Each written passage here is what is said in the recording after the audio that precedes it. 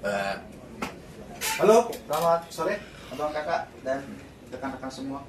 Kembali lagi kita hari ini akan mencoba menyampaikan mengenai Sadariah yang 26 Februari disampaikan oleh keynote speech-nya dari Bapak Iswahyudi, Direktur Keuangan Manajemen Risiko PT PN3 Holding.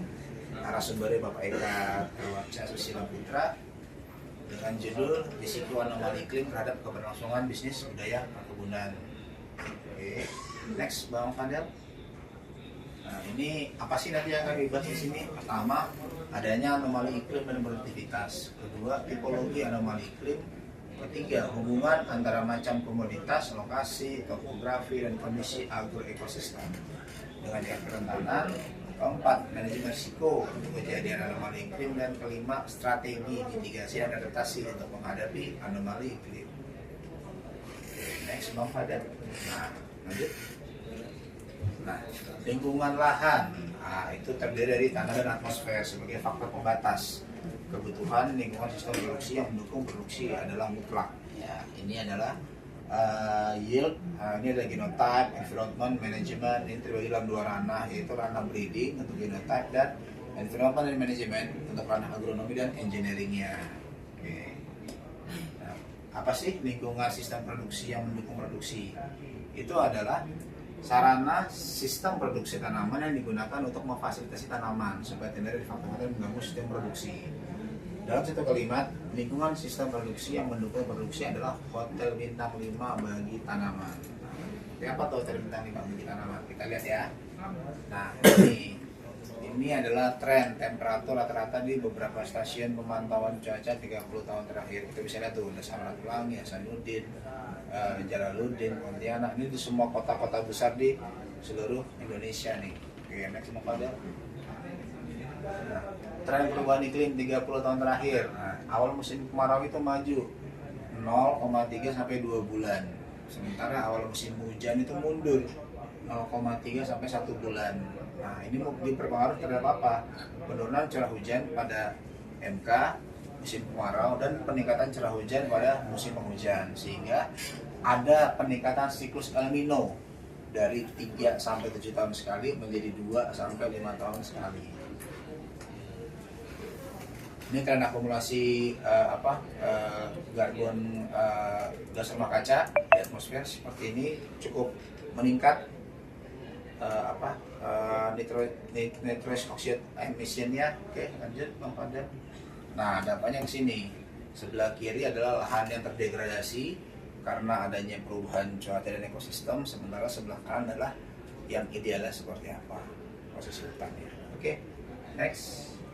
Nah, inilah dampak terhadap penurunan kesehatan tanah itu ada beberapa. Pertama, adanya pemadatan tanah atau kompaksi, retensi terhadap air yang nutrisi yang rendah, tingkat serapannya rendah, tingkat erosi yang cukup tinggi sehingga kehilangan topsoil atau tanah yang gembur di lapisan atas, rentan kekeringan sehingga terjadinya pencucian nutrisi yang cukup tinggi.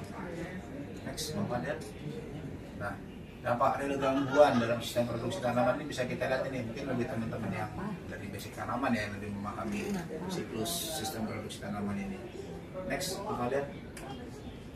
Nah, ini juga nih ada kesenjangan, contoh kesenjangan hasil yang lebar antara potensi dengan aktual. Contoh sawit, actualnya 3,5 ton CPO per hektar per tahun, potensinya adalah 10 ton CPO per hektar per tahun, sehingga ada penurunan pencapaian untuk produktivitas itu terjadi di hampir semua komoditi dari sawit, kakao, kopi, dan karet. Next, tipologi anomali iklim. Nah, ini apalagi nih, anomali iklim adalah kejadian pergeseran atau penyimpangan kondisi iklim dari rata-rata normal yang biasanya dihitung berdasarkan data 30 tahun atau lebih. Apa sih yang melibatkan terjadinya anomali ini? Antara lain tidak teraturnya suhu, curah hujan, tekanan atmosfer, dan arah angin. Oke. Lanjut Bang Fadil. Anomali skala global dan regional, ini ada beberapa hal tadi sebutkan juga di depan, karena ada perubahan pergeseran dari musim hujan sama musim kemarau, terciptanya El Nino, fenomena pemanasan suhu muka laut di Samudra Pasifik, adanya La Nina, pendinginan suhu muka laut di Samudra Pasifik, adanya Indian Ocean Dipole, anomali suhu muka laut di Samudra Hindia, dan anomali suhu global, yaitu kenaikan rata suhu bumi akibat pemanasan global yang menyebabkan cuaca ekstrim terjadi. Oke, lanjut. Nah, berdasarkan anasir iklim, anomali suhu adalah suhu udara yang jauh lebih panas atau lebih dingin daripada rata-rata historisnya. Sementara anomali curah hujan adalah tingkat curah hujan yang jauh di atas atau jauh di bawah dari normal. Sementara anomali tinggi muka laut, kenaikan permukaan laut akibat mencairnya es dan pemanasan global. Nah, anomali ini ada dua nih periode atau durasinya. Pertama jangka pendek sama jangka panjang. Jangka pendek itu cuaca ekstrim perubahan dalam hitungan hari atau minggu. Sementara jangka panjang itu perubahan pola iklim terjadi selama bertahun-tahun atau beberapa dekade.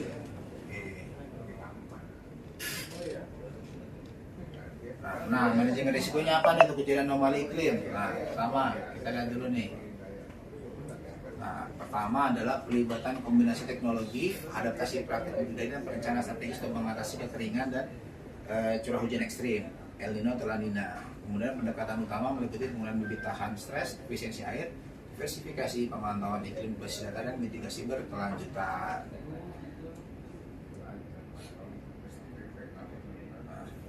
Ini next Bang Fadel. Oke, terima kasih. Jadi demikian untuk mengenai anomali iklim di aktivitas perkebunan. Mungkin dari Abang Kakak ada yang mau disampaikan? Mungkin dari Bang Fadel?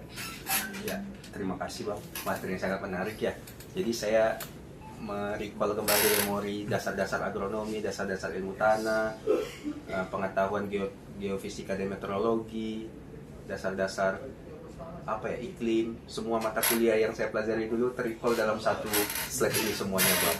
Jadi memang semuanya sering terkait rupanya. Dulu saya pikir kuliah itu cuman ya materi-materi biasa, rupanya semuanya berpengaruh pada bagaimana tanaman itu tumbuh dan bagaimana pengaruh pada perusahaan kita sih Bang. Yes, jadi semua jejak historisnya ada, bagaimana sekarang kita menyikapinya untuk bisa meningkatkan produktivitas kita ke depannya, terutama yang di tanaman. Itu sih Abang Kakak.